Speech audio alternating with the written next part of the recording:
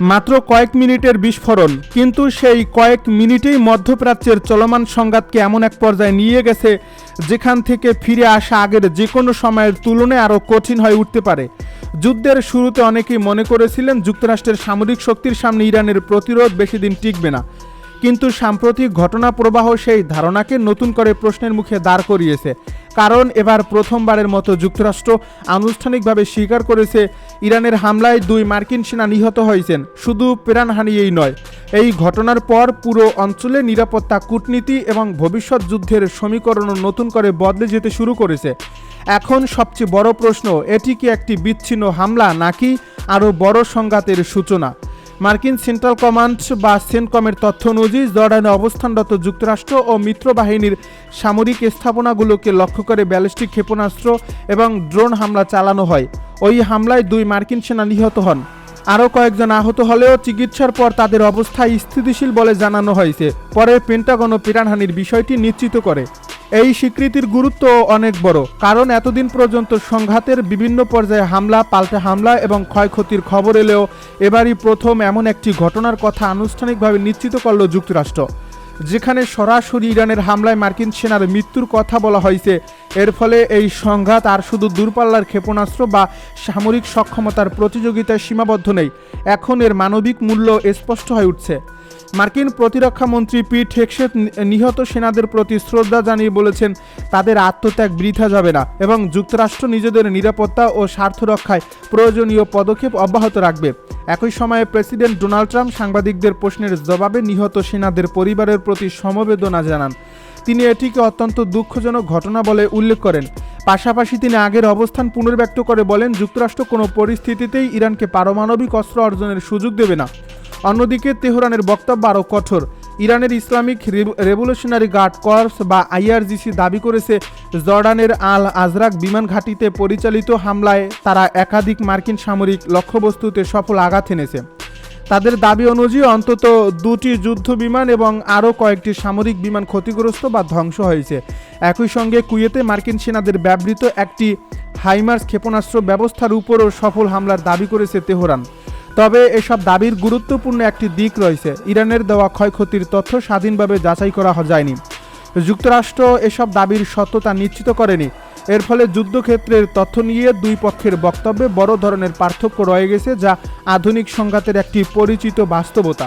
এর মধ্যেই পরিস্থিতি আরও জটিল হয়ে ওঠে। যুক্তরাষ্ট্র টানা 8ম রাতের মতো ইরানের ভেতরে বিভিন্ন সামরিক স্থাপনাকে লক্ষ্য করে অভিযান পরিচালনা করেছে এবং তারা বলে আন্তর্জাতিক বিভিন্ন প্রতিবেদন উল্লেখ করা হয়েছে ওয়াশিংটনের দাবি এসব অভিযান পরিচালিত হয়েছে ইরানের সামরিক সক্ষমতা দুর্বল করার উদ্দেশ্যে। অন্যদিকে ইরান বলছে এসব হামলা তাদের সার্বভৌমত্বের সরাসরি লঙ্ঘন এবং এর জবাব আরও কঠোরভাবে দেওয়া হবে। তেহরান আরও জানিয়েছে পূর্ববর্তী সমঝোতা ও প্রতিশ্রুতির প্রতি তাদের অবস্থান পুনর্বিবেচনা করা হচ্ছে।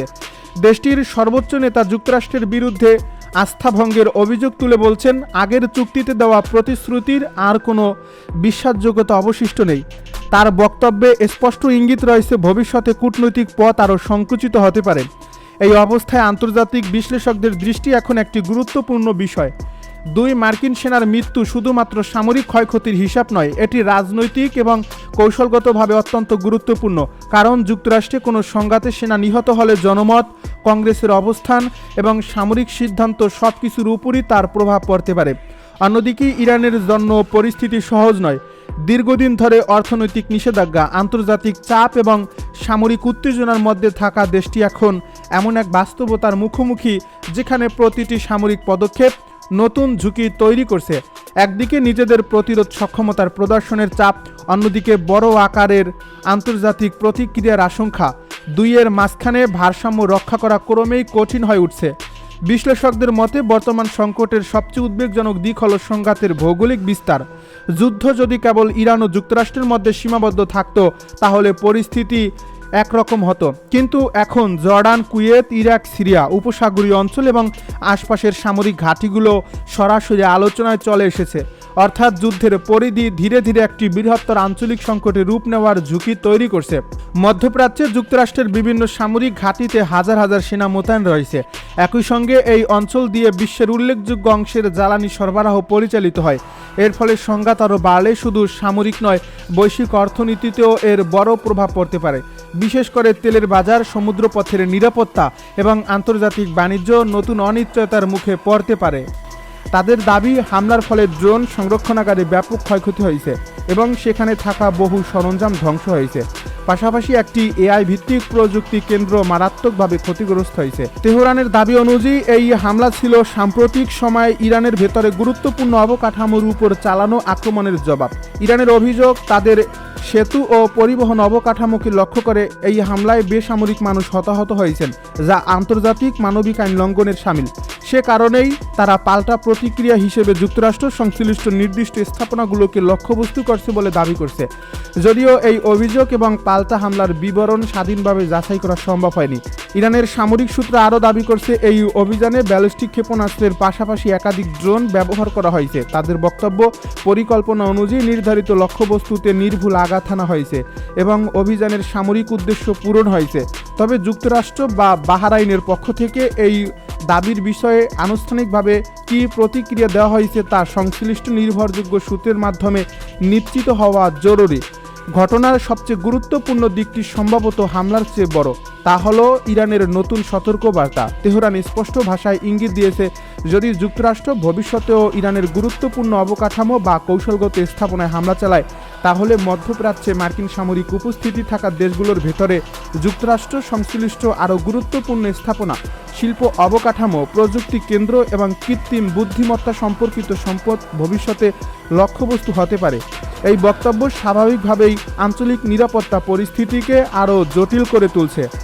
আরও একটি বিষয় আন্তর্জাতিক বিশ্লেষকদের দৃষ্টি আকর্ষণ করছে। ইরান জানিয়েছে, যেসব দেশ যুক্তরাষ্ট্রকে নিজেদের ভূখণ্ডে সামরিক ঘাঁটি বা সামরিক সুবিধা ব্যবহারের সুযোগ দিচ্ছে, চলমান সংঘাতের প্রেক্ষাপটে তাদের নিরপেক্ষ হিসেবে দেখা হবে না। এই অবস্থান কার্যত উপসাগরীয় অঞ্চলের বেশ কয়েকটি দেশের নিরাপত্তা হিসাব নিকাশকে নতুন করে ভাবতে বাধ্য করছে। কারণ মধ্যপ্রাচ্যের অনেক দেশেই যুক্তরাষ্ট্রের সামরিক উপস্থিতি রয়েছে এবং সেসব ঘাঁটি দীর্ঘদিন ধরেই ওয়াশিংটনের আঞ্চলিক নিরাপত্তা কৌশলের গুরুত্বপূর্ণ অংশ। বিশ্লেষকদের মতে এই ধরনের বক্তব্য শুধু সামরিক হুমকি নয়, বরং একটি কৌশলগত বার্তা। এর মাধ্যমেই ইরান বোঝাতে চাইছে যে ভবিষ্যতের সংঘাত আর কেবল সীমান্ত বা যুদ্ধক্ষেত্রে সীমাবদ্ধ থাকবে না। প্রযুক্তি অবকাঠামো, ড্রোন নিয়ন্ত্রণ ব্যবস্থা, তথ্য প্রযুক্তি কেন্দ্র, যোগাযোগ ব্যবস্থা এবং কৃত্রিম বুদ্ধিমত্তা ভিত্তিক সামরিক সক্ষমতাও এখন সম্ভাব্য লক্ষ্যবস্তুতে পরিণত হতে পারে। আধুনিক যুদ্ধের ধরন দ্রুত বদলে যাচ্ছে, আর সেই পরিবর্তনের প্রতিফলনই এই বার্তায় স্পষ্টভাবে ফুটে উঠছে। সাম্প্রতিক বছরগুলোতে ড্রোন প্রযুক্তি এবং কৃত্রিম বুদ্ধিমত্তা সামরিক অভিযানে গুরুত্বপূর্ণ ভূমিকা পালন করছে। লক্ষ্য শনাক্ত করা, গোয়েন্দা তথ্য বিশ্লেষণ, নজরদারি এবং অপারেশন পরিকল্পনায় এআই ব্যবহারের বিষয়টি নিয়ে বহু দেশ কাজ করছে। এর ফলে এমন প্রযুক্তিগত অবকাঠামো ক্ষতিগ্রস্ত হলে শুধু সামরিক নয়, গোয়েন্দা সক্ষমতার উপরও উল্লেখযোগ্য প্রভাব পড়তে পারে বলে মনে করছে নিরাপত্তা বিশেষজ্ঞরা।